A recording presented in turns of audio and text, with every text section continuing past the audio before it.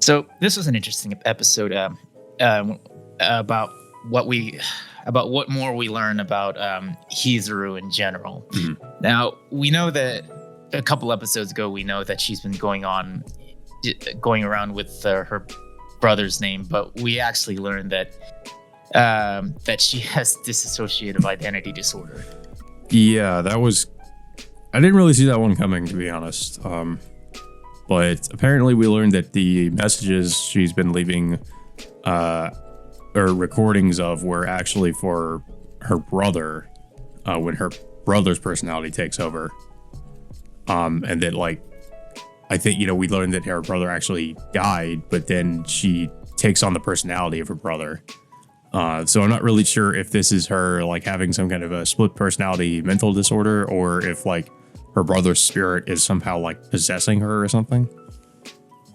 It's hard to tell because in a Shinpei has the conversation with Nezu, talking about like what happened to her in the past, and particularly what happened to her brother.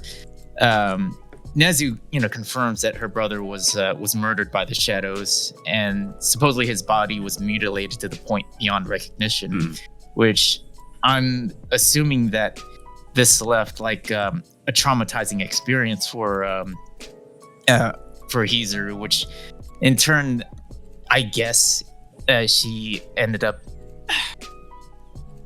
like developing a separate persona, thinking that she's her brother in a way, maybe. Yeah, well, it's hard to say. And apparently, the way in which it's like we know that when her brother takes over is when her hair is tied into a ponytail, and when it's not, she's, I guess, back to being her.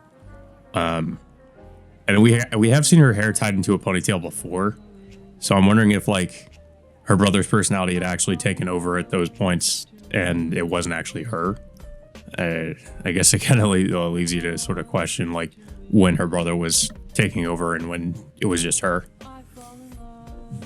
Yeah, I mean, well, Shinpei is the one who notices that what was it? Hizuru's personality changes because of the different hairstyles, but it's I mean, we can assume that that she's been swapping personalities here and there, but it's hard to tell if whether or not she's aware on certain occasions when she switches personalities.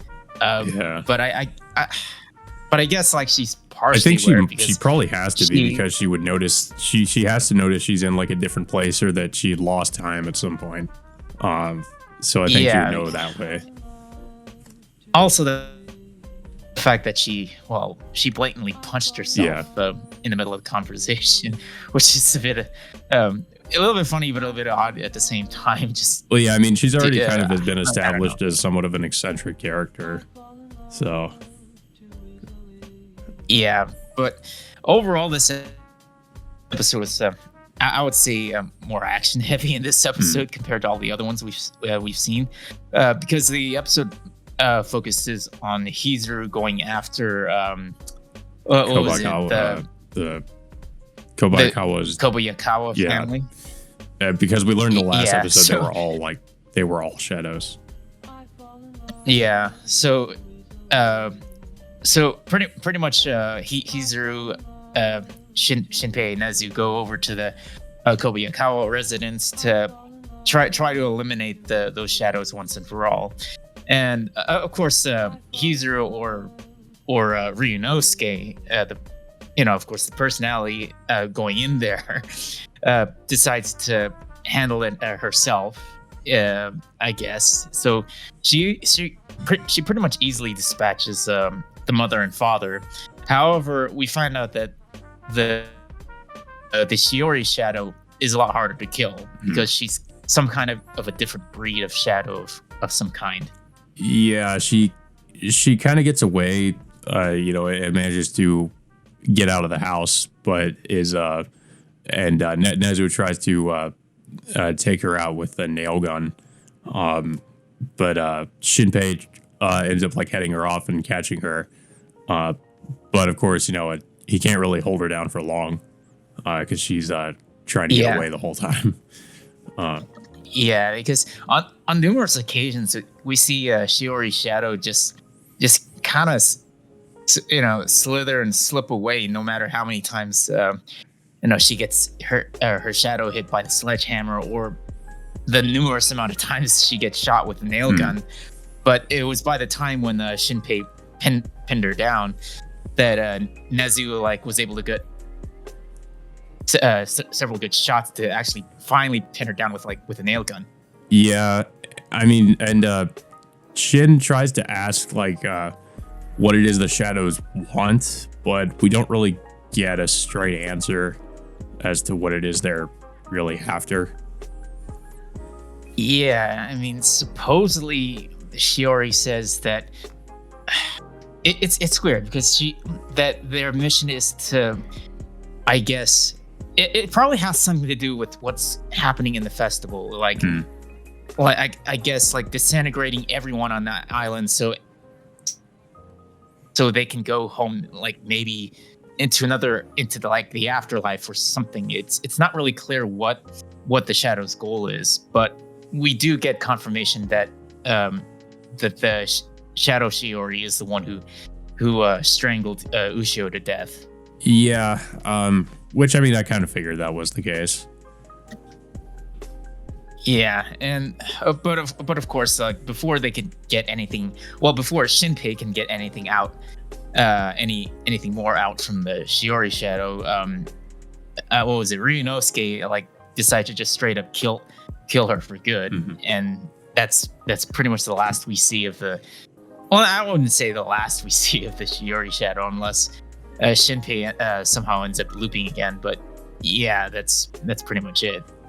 Yeah, and this is kind of where we get that, after which we kind of get that humorous scene of Izuru like punching herself, because it was because her brother ends up saying something like, it feels like Izuru like has taken a liking to you or something like that, and I guess she gets embarrassed and punches him, but yeah, that's and then I'm not sure. I think this is at this point the Shinpei ends up like going back to his house, and we kind of get like this. Yeah. Well, actually, no. First off, he tells Hizuru and Nezu about the Shadow Mio that ends up hanging out outside of Mio's house. Oh right, yeah. At one point. So now like he's having them wait outside to wait for the Mio Shadow so they can possibly like take her out. Yeah, and then we kind of get that fake out where we think that the Shadow Mio had already gotten inside the house because Mio is wearing the same outfit, but it's just her. Yeah, it's just her like she's cutting onions with a bloody knife, which it's not something that I would really recommend. I mean, it doesn't really make a lot of sense when you think about it. Like if she's already like accidentally cut herself and she's still using the bloody knife to cut the onions, I don't really understand that. But yeah, she just explained she was cutting onions, and then Shinpei basically tells, basically takes over for her and starts cutting the onions. Yeah. Well, he also checks her shadow underneath, but once we see it, like it pretty much confirms that that this is the real Mio, because if it was the shadow, then her shadow would have just moved around. Yeah, and then we kind of get another cliffhanger ending where what was it? Ushio ends up like is just there standing behind him, like the shadow Ushio.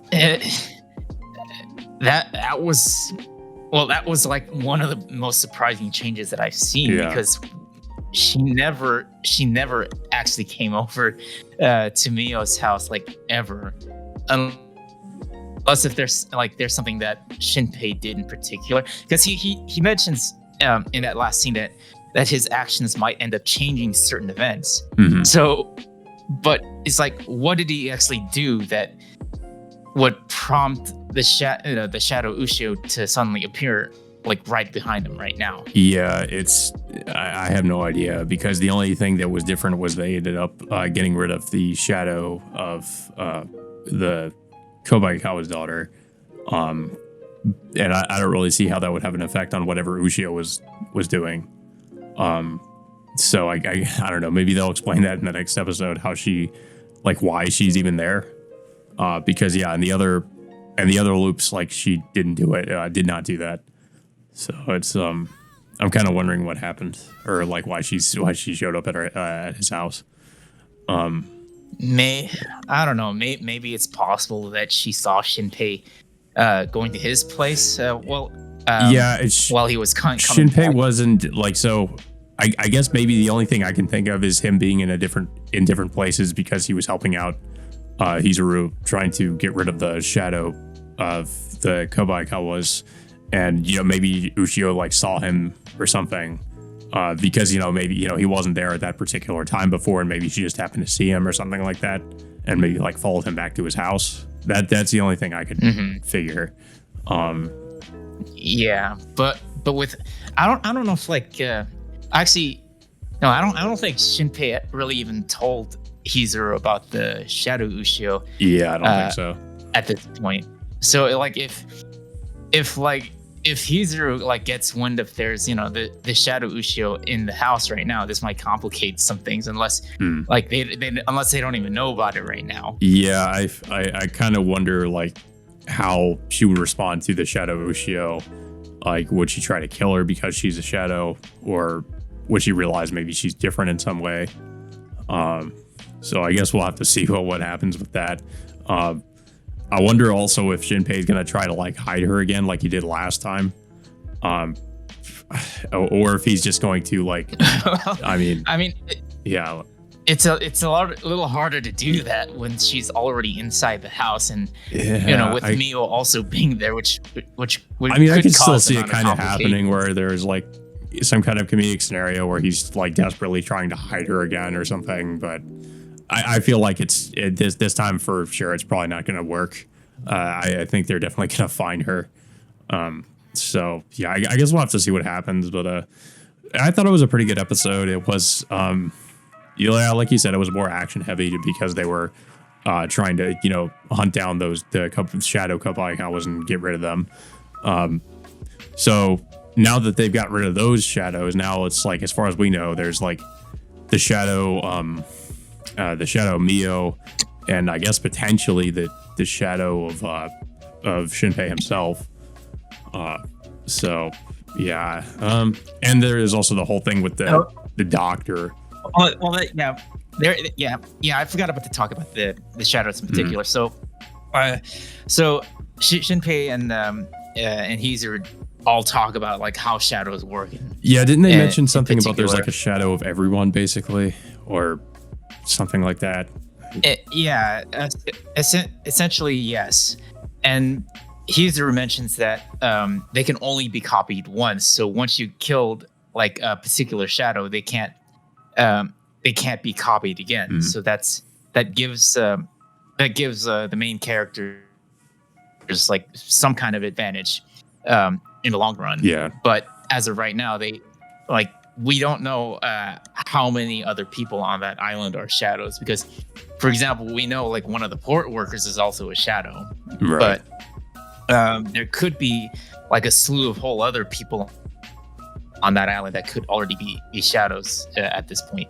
Yeah, I'm wondering if at some point they'll find some efficient way to like determine who has a shadow and who doesn't, because like I can see that being kind of hard, like trying to figure out who has a shadow and like who doesn't have a shadow on the island, considering like how many people live there. I mean, yeah, but I really doubt that they're just gonna go hunting around for every single shadow on that island, just due to the fact that that their main objective is to stop that whole calamity that's gonna happen. I mean, they don't have the time to do that anyway. No. But yeah, I thought it was definitely a good episode. I don't have too much else to say about it. I'm pretty interested in where it's going to go from here. I don't know if you have anything else to say about the episode. It was a good episode.